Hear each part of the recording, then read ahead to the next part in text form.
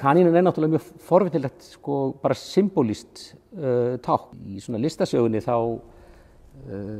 var kanína oft svona presenteruð sem sko hreinleiki eða heilaleiki sko. En svo aftur í dag þá vitum við sko Playboy kanínuna sem aftur allt annað. Ég var náttúrulega að fást við holuna, við gatið eins og í málverkunum mínum og spurningunum objektin eða fyrirmyndina í málverkinu.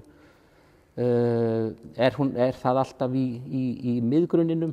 Þarf alltaf að vera bakgrunnur í málverki? Þetta voru svona spurningar sem voru að vefjast fyrir mig í málverkinu og ég held að þetta sé svolítið tengt því að búa til einhvers konar skúlptúr þar sem að objektin eða fígúran, kanínan í þessu tilfelli, sést ekki í raun og veru nema bara svona hluta til.